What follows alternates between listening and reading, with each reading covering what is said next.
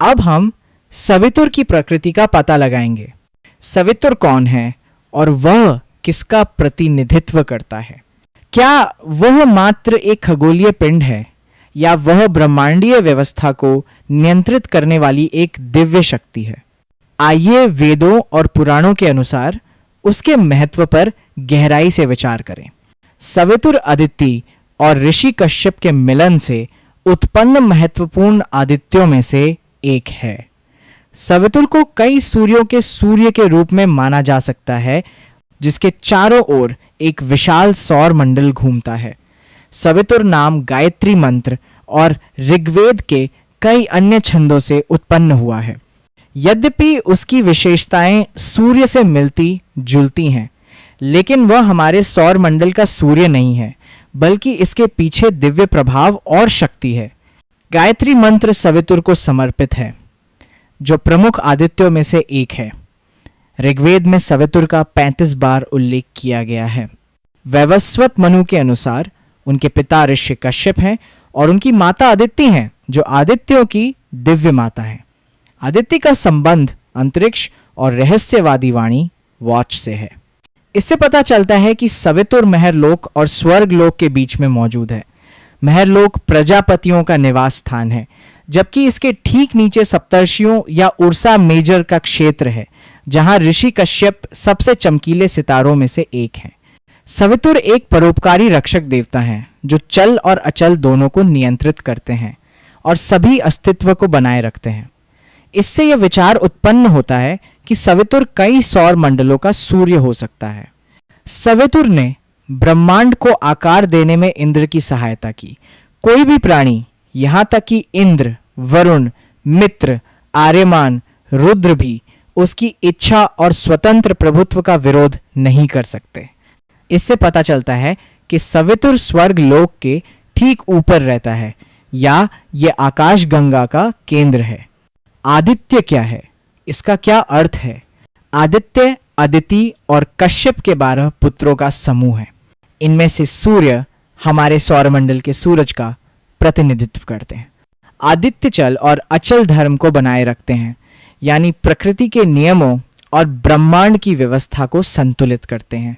सबसे पहले आइए आदित्य के बच्चों के बारे में जानें, जिन्हें आदित्य के नाम से जाना जाता है। इनमें आदर्श पुत्र राजा इंद्र, वरुण, पर्जन्य, मित्र, अंश, पूसन, धात्र, आर्यमान, सूर्य, सवितुर, भाग और वामन, विष्णु के अवतार, सभी की प्रशंसा समान, दिव्य और सृष्टि के देवता के रूप में की जाती है। अदिति को सामाजिक देवताओं की माता के रूप में दर्शाया गया है। आर्यमान, जो ऋषि कश्यप और अदिति के तीसरे पुत्र हैं, को आकाश गंगा मिल्की वे का रक्षक माना जाता है। उन्हें पूर्वान्न मध्य सुबह के सूर्य मंडल के रूप में चित्रित किया गया है। ऋग्वेद में आर्यमान को घोड़ियों और घोड़ों के संरक्षक के रूप में वर्णित किया गया है और आकाशगंगा को उनका मार्ग माना जाता है। आइए सूर्य के बारे में अधिक जानें। प्राचीन वैदिक साहित्य में सूर्य के अन्य नामों में आदित्य, अर्क, भानु, सवितुर, पूषण, रवि, मार्तंड, मित्र, भास्कर, प्रभाकर, कथिरवन और वैवस्वत शामिल हैं। हम वर्तमान में वैवस्वत मनु या 7वें मनवंतर में हैं, जहां सूर्य को वैवस्वत नाम दिया गया है। सूर्य के 12 नामों के बारे में जानना काफी आश्चर्यजनक है। क्या ये नाम आकाशगंगा के भीतर विभिन्न सौर प्रणालियों से जुड़े हैं, या क्या वे मनवंतर की विभिन्न समय सीमाओं में सूर्य का प्रतिनिधित्व करते हैं? ये चिंतन का विषय बना हुआ है, क्योंकि आदित्य हमारे सौर मंडल से परे सार्वभौमिक व्यवस्था को नियंत्रित करने वाली ब्रह्मांडीय शक्तियां हैं। वैदिक ग्रंथों से एक बात निश्चित है, आदित्य विभिन्न समय सीमाओं जैसे मनवंतर में अलग अलग नामों से पैदा हुए हैं। जैसे जैसे सृष्टि आगे बढ़ी, विभिन्न युगों और मनवंतरों में अलग अलग आदित्यों का उदय हुआ। ऋषि कश्यप की पत्नियों में से एक अदिति कई मनवंतरों में प्रकट हुई, जबकि अन्य अलग अलग युगों में नए रूप में प्रकट हुई।